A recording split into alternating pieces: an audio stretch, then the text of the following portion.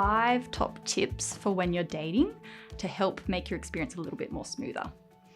So the first one is related to your mindset in dating, and specifically abundance versus scarcity mindset. A lot of people don't realize that the way you think about dating actually changes your perspective, nearly your whole perspective of when you're going on dates. So for example, imagine that you are going out to a restaurant, and if you have scarcity mindset, you're thinking there's only one restaurant in a whole desert, that it's going to be really hard to find any other restaurant. I could potentially starve and I'm not going to find anything else out there.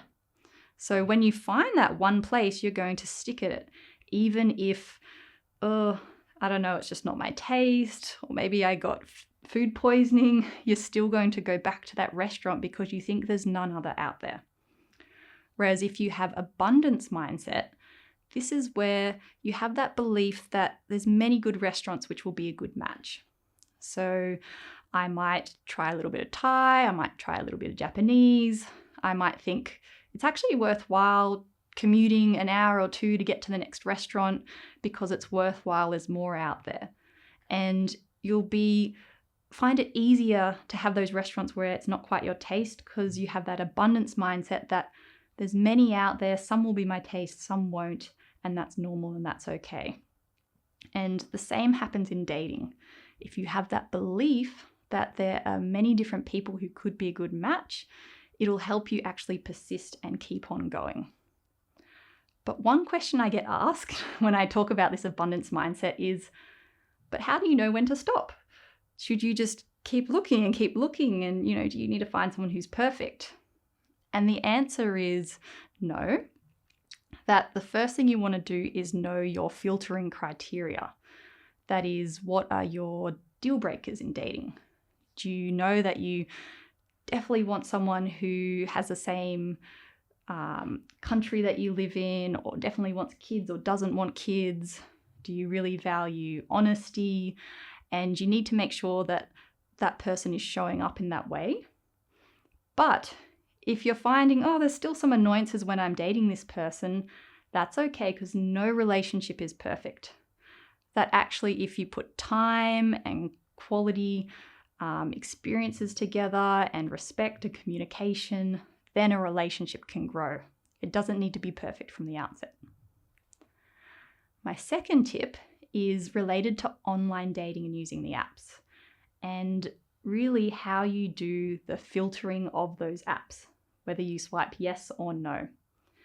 And the most common mistake I see is that people might see a bunch of photos and a few words and make these snap judgments.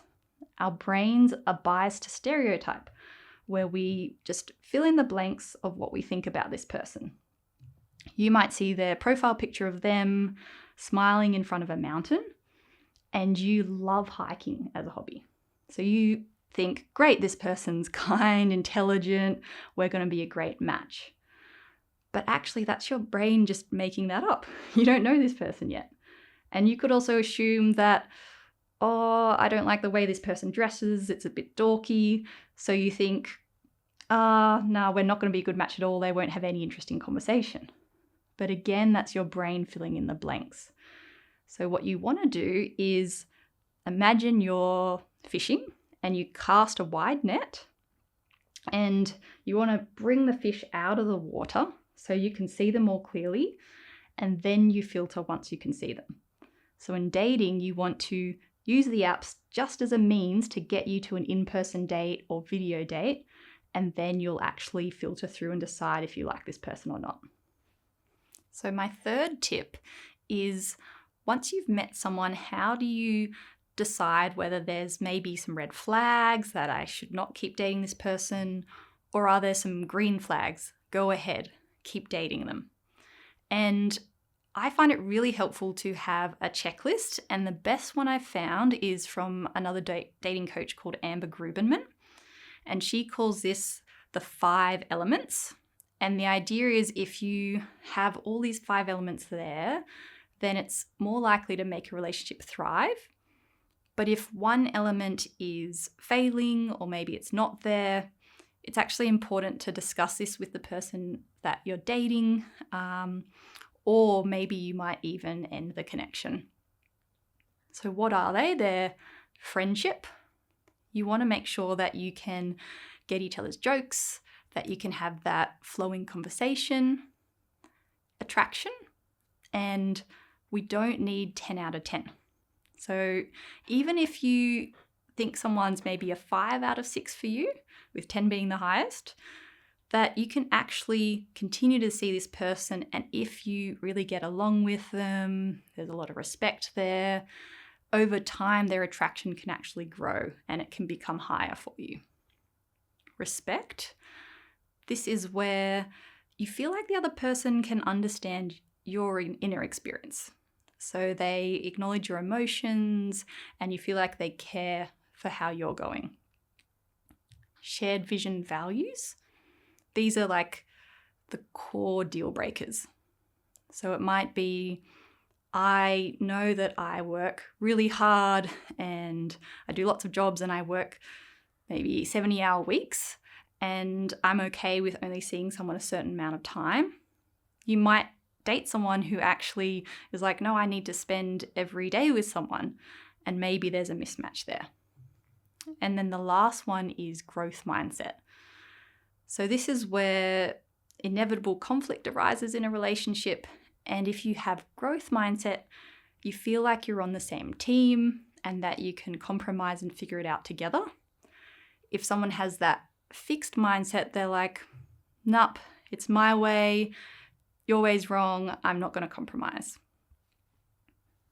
And then we have the fourth tip, which is about how to label whether you want a casual or exclusive relationship when you're dating. And this is really, really anxiety provoking for a lot of people. And it's something that's frequently missed, but leads to things like someone being ghosted, ending up in a situationship, and it can be quite hurtful. So clarifying labels, although it's an uncomfortable conversation, it's that short-term discomfort to get that longer-term gain. And if you're wanting to clarify the labels, for example, for exclusivity, remind yourself it's a small little baby step. People might think, I need to know 100%, is this relationship going to work out before I ask them just to date me? But that's not the case. You can certainly just take the time to be exclusive with this person and see where it goes. You're not a fortune teller. It's just saying, we only have so much time and energy, and we're giving a bit of space to see if this relationship will grow. And then if maybe you've come across someone that you like hanging out with, but some deal breakers aren't met and you don't see it long term, but you want to date them short term, then really talking to them and clarifying you just want a casual connection. It might seem anxiety provoking, but it's actually more respectful to have this conversation and let them opt in, rather than them maybe assuming you want something different and getting hurt later down the track. So you can both have more fun and know what to expect if you speak about it. And the good news is, if you have these conversations, it gets easier over time and with practice. My fifth tip is specifically related to college students who are dating, and how much time should you spend together, or how much space should you have, and just have some independent time. And it can be really hard to have this balance when you're living at the same college.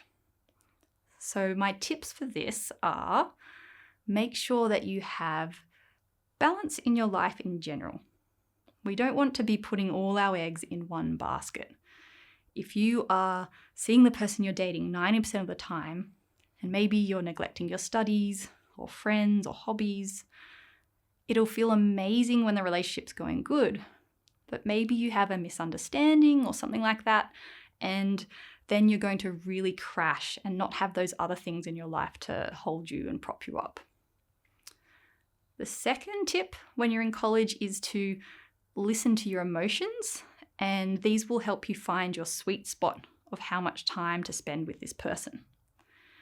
If you're finding that you're getting quite irritated or annoyed, and it's maybe smaller things like the way they cough or the way that they, dress, then this might be a cue that you just need a little bit of time apart, and then you'll actually feel better. Just like going on holiday with a friend for 3 months, you might get irritated, but when you have time apart, things naturally resolve. And if you find, this relationship isn't really growing, or I'm feeling insecure, maybe you need a bit more time with this person. And the last tip is to remember that how much time you spend with someone will really differ with each person. So some friends you want to spend time with every single day, and other friends every few weeks is okay. And it's the same with a romantic relationship. Each connection will grow at different speeds, and you don't need to base it on your last person you've dated. You can just decide with each person that you're seeing.